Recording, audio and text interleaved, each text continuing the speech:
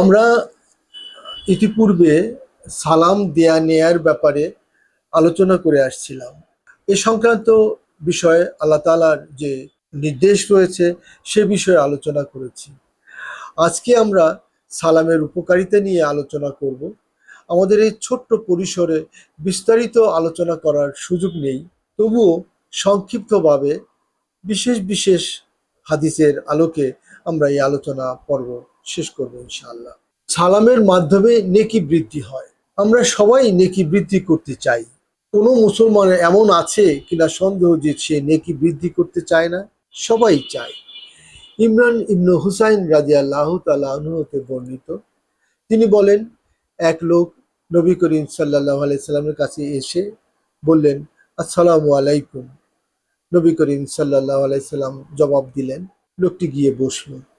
নবীজি বললেন, 10 নেকি। এরপরে আরেক ব্যক্তি এলেন, তিনি বললেন, আসসালামু আলাইকুম ওয়া রাহমাতুল্লাহ। নবী করিম সাল্লাল্লাহু আলাইহি সাল্লাম সালামের উত্তর দিলেন। লোকটি গিয়ে বসল।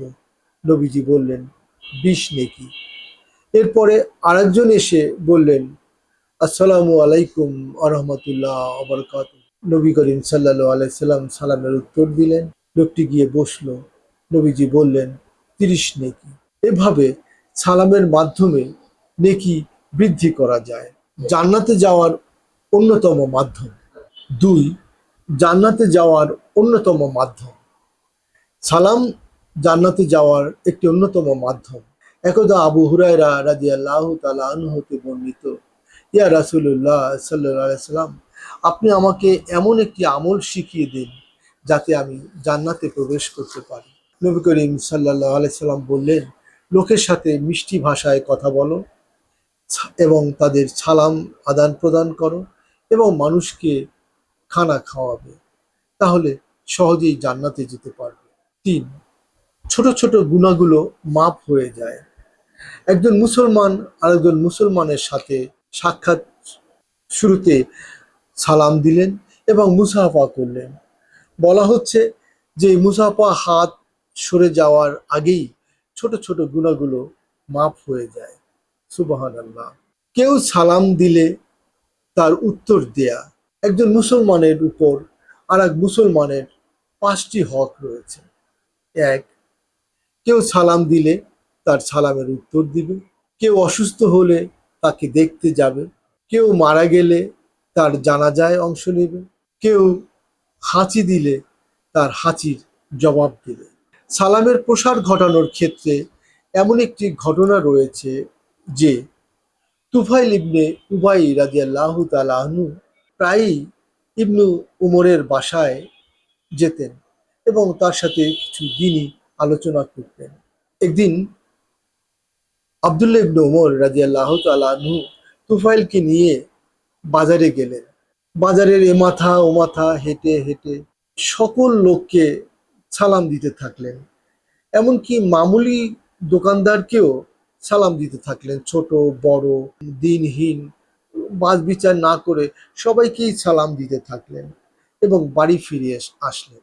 তুফাইল রাদিয়াল্লাহু তাআলা আনহু অবাক হয়ে জিজ্ঞেস করলেন, হে ইবনে ওমর রাদিয়াল্লাহু তাআলা আনহু, আপনি বাজারে গেলেন, কোনো কেনাকাটা করলেন না, ফিরে এলেন। তখন আব্দুল্লাহ ইবনে ওমর হেসে বললেন, হে তুফাইল, আমি বাজারে গিয়েছি সালাম দিতে। বাজারে প্রচুর লোক থাকে, সেখানে একসাথে অনেক লোককে সালাম দেয়া যায়। এই সুযোগ গ্রহণের জন্য আমি প্রায়ই বাজারে গিয়ে এইভাবে সালাম দিয়ে থাকি। আমাদের জন্য এটি একটি বড় উদাহরণ হতে পারে যে আমরা সালাম দেয়া এবং নেয়ার প্রচলন প্রসার চালু করব ইনশাআল্লাহ। সালাম প্রদানের কিছু নীতিমালাও রয়েছে। 1, সালাম ব্যাপকভাবে প্রসার ঘটানো। সালামের ব্যাপকভাবে প্রসার করা ইসলামের কঠোর নির্দেশ রয়েছে। নবী করিম সাল্লাল্লাহু আলাইহি সাল্লাম বলেছেন, হে লোক সকল, তোমরা রহমানের ইবাদত করো, দরিদ্রকে খানা খাওয়াও এবং প্রচুর পরিমাণে প্রচুর লোককে সালাম প্রদান করো এবং সালামের উত্তর দান করো। 2, কৃপণতা পরিহার করা। সালাম না দেয়া কৃপণতার একটি লক্ষণ। আবু হুরায়রা রাদিয়াল্লাহু তাআলা আনহু হতে বর্ণিত, যে ব্যক্তি সালাম প্রদান করে না সে বড়ই কৃপণ। যে ব্যক্তি দোয়া করার ব্যাপারে অক্ষম সে সবচেয়ে বড় অক্ষম। ৩, পরিচিত অপরিচিত সবাইকেই সালাম প্রদান করতে হবে।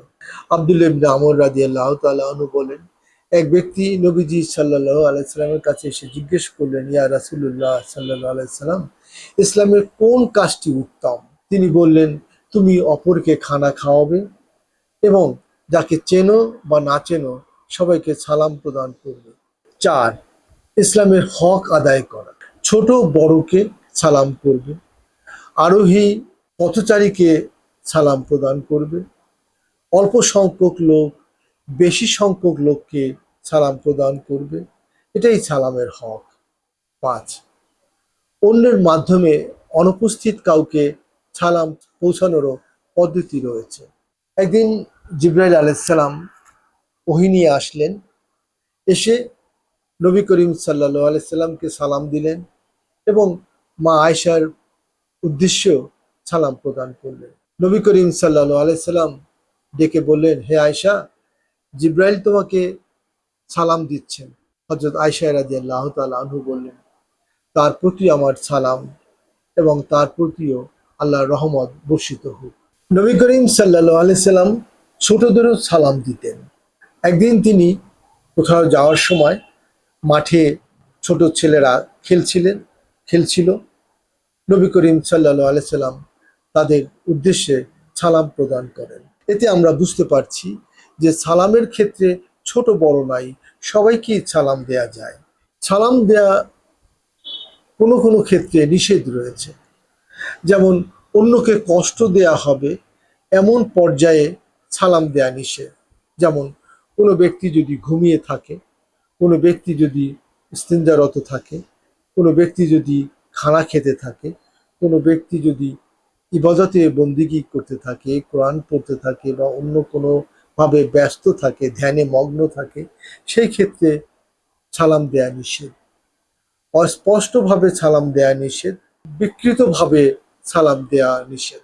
পরিশেষে বলা যায় যে সালাম বিনিময়ের প্রচলন এজন্যই যে সালামের মাধ্যমে পরস্পরের প্রতি দয়া, মায়া, আন্তরিকতা, ভালোবাসা, মমত্ববোধ, দায়িত্ববোধ, সহমর্মিতার ভাব বৃদ্ধি পায়। আর এসব গুণ যখন একজন মানুষের অন্তরে জাগ্রত হয়, তখন মানব মনের ভেতর লুকিয়ে থাকা অহংকার, বড়ত্ব, হিংসা, বিদ্বেষ, অন্যের প্রতি মন্দ ধারণা পোষণ লোপ পেয়ে সে মানুষটি ভালো মানুষ হিসাবে পরিগণিত হয়। মুসলিম ভ্রাতৃত্ববোধ সুদৃঢ় হয় সালামের মাধ্যমে। নবী করিম সাল্লাল্লাহু আলাইহি সাল্লাম সুন্নত প্রতিষ্ঠিত হয়, আল্লাহ বান্দার প্রতি সন্তুষ্ট হন। এই সালামের ভিতর এত কিছু লুকিয়ে রয়েছে, তাই আমরা বেশি বেশি করে সালাম প্রদান করব এবং যে সালাম প্রদান করে তার সঠিকভাবে সম্মানসহ মর্যাদাসহ সালামের উত্তর প্রদান করব। আল্লাহ তাআলা আমাদের সালামের প্রচলন আমাদের মাধ্যমে আরও বেশি বেশি করতে তৌফিক দান করুন, বেশি বেশি সালামের প্রসার করার তৌফিক দান করুন। আমিন। আখিরু দাওয়ানা আনিল হামদুলিল্লাহি রাব্বিল আলামিন।